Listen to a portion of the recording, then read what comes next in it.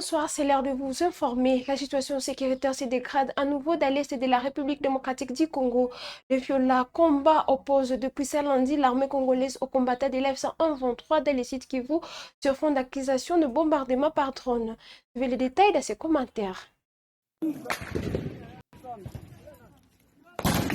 Un regain de tension est signalé dans l'est de la République démocratique du Congo, particulièrement dans la province du Sud Kivu. Deux affrontements entre les forces armées de la République démocratique du Congo, le FARDC, et les combattants de l'Alliance Fleuve Congo, barre mouvement AFC M23, se sont intensifiés ce lundi 12 janvier 2026 selon plusieurs sources locales. Le mouvement armé accuse l'armée congolaise d'avoir mené des bombardements par drone sur la localité de Minembwe en territoire de Fizi, ciblant notamment la zone de Mukoko et ses environs. Ces frappes présumées auraient provoqué une vive panique au sein de la population locale, déjà éprouvée par l'insécurité persistante dans la région. À ce stade, les autorités congolaises n'ont pas encore réagi officiellement à ces accusations. Aucune information indépendante n'a non plus permis de confirmer l'ampleur des combats ni d'éventuelles pertes humaines. Cette nouvelle flambée de violence intervient dans un contexte sécuritaire fragile dans l'est du pays, où plusieurs groupes armés restent actifs malgré des initiatives régionales et internationales visant à ramener la stabilité. Dans une lettre adressée au président angolais Joao Lourenço, le coordonnateur politique de l'F-123, Corneille Nangaa, réaffirme l'engagement de son mouvement en faveur d'une solution pacifique à la crise congolaise. Tout en saluant les efforts de médiation en cours, il appelle à une clarification entre l'initiative de Luanda et le processus de Doha, mettant en garde contre la multiplication des cadres de dialogue. Plus d'explications dans ce commentaire.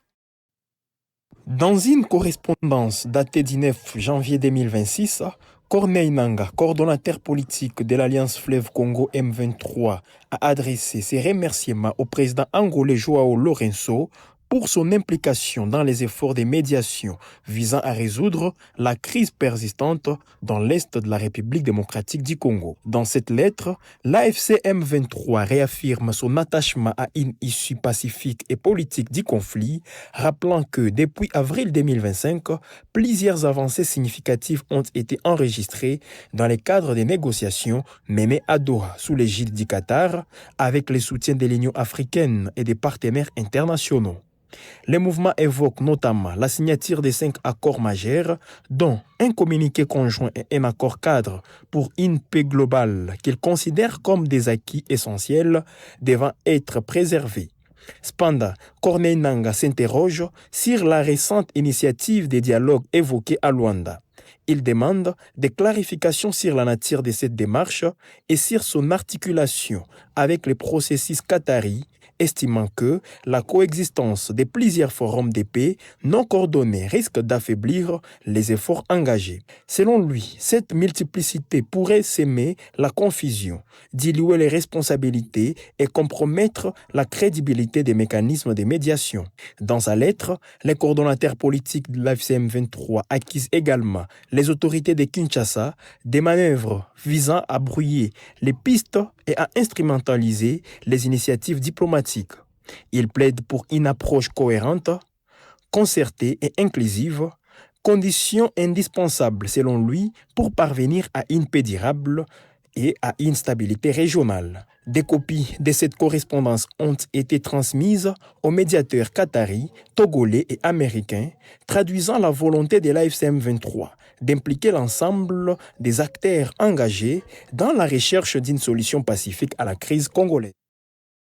Avant de quitter les cités réfugiés de Bousouma au Burundi, la ministre d'État en charge des Affaires sociales, de l'Action humanitaire et de la solidarité nationale, Eve Bazaïba, a échangé avec une délégation de femmes victimes de violences sexuelles basée sur le genre VSPG.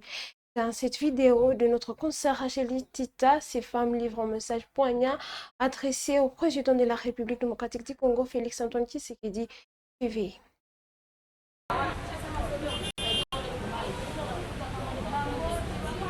De l'eau, on va aussi les violer là-bas. Si on va... Et puis il faut... Il lance...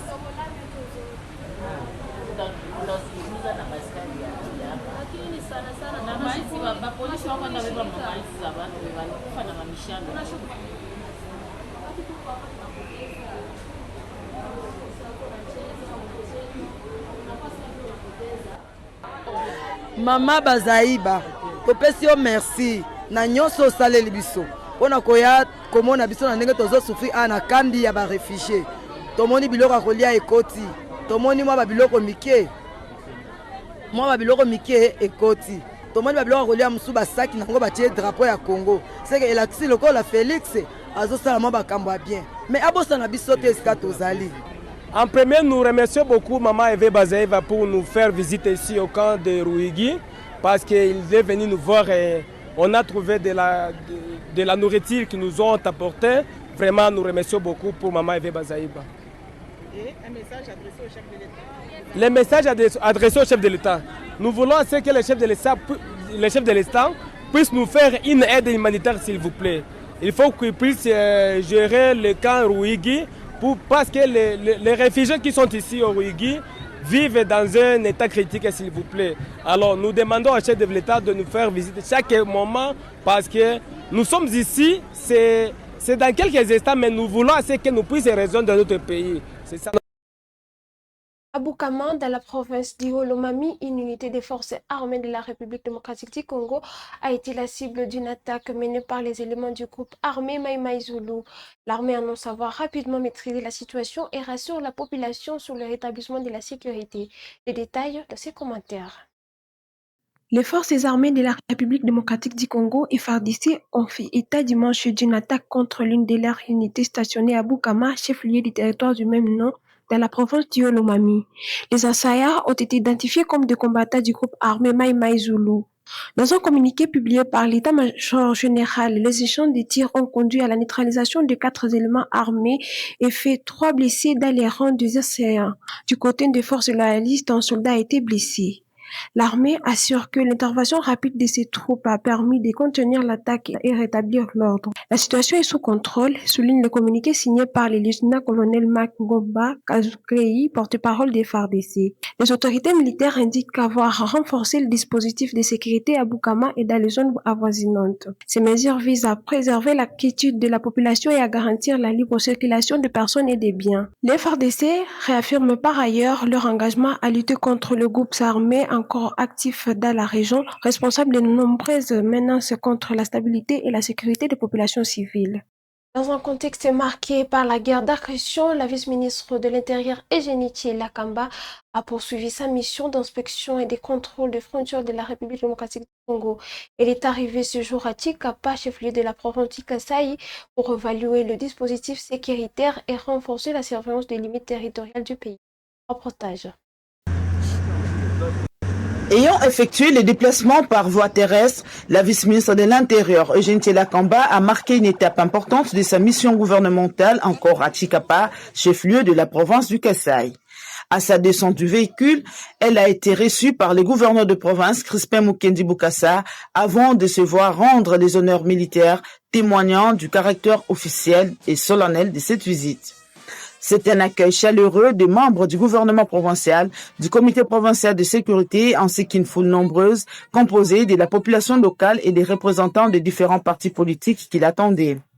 Cette mission de Eugénie Lakamba s'inscrit dans une dynamique de sensibilisation des populations et des autorités locales. L'objectif est de renforcer l'implication collective dans la préservation de la paix, de la sécurité et de la stabilité nationale dans un contexte où la vigilance citoyenne demeure un enjeu majeur, conformément aux instructions du chef de l'État, Félix-Antoine Tshisekedi Tshilombo. Après son installation à Tshikapa, la vice-ministre de l'Intérieur, Eugénie Lakamba, a présidé un conseil provincial de sécurité consacré à l'évaluation de la situation sécuritaire générale dans l'ensemble de la province, en vue d'identifier des défis et de proposer des solutions adéquates. Elle a bouclé tard sa charge journalière par des audiences avec les forces vives locales. À Kisangani, dans la commune de Mangombo, le député national Patrick Matata a posé un geste en faveur de l'électrification. Plus de 500 mètres de câbles électriques ont été remis pour desservir 5 quartiers avec l'objectif d'améliorer l'accès à l'électricité et à des conditions de vie des habitants. Reportage. Du sourire au Boyomé. C'est dans ce cadre qu'il a résolu de s'attaquer au volet courant électrique pour les habitants de certains quartiers de la commune Mangobo.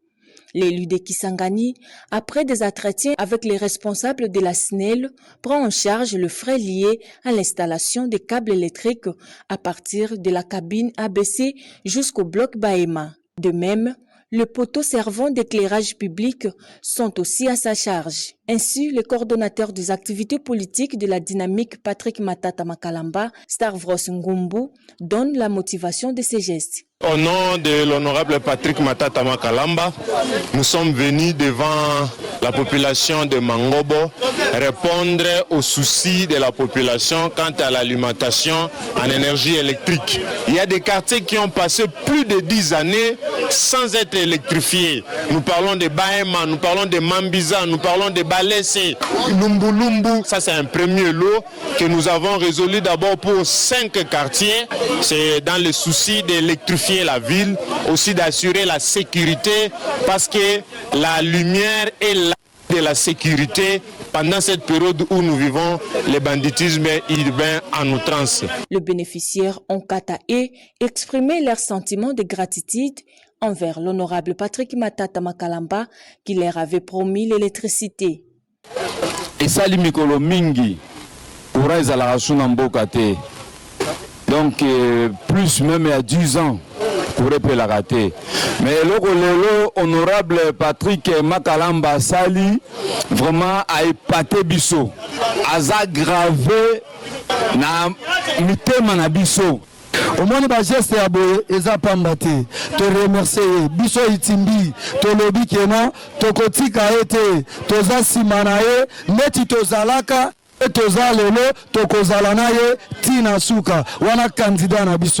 Ces raccordements en électricité permet à coup sûr de sécuriser ces différents quartiers longtemps privés d'énergie électrique.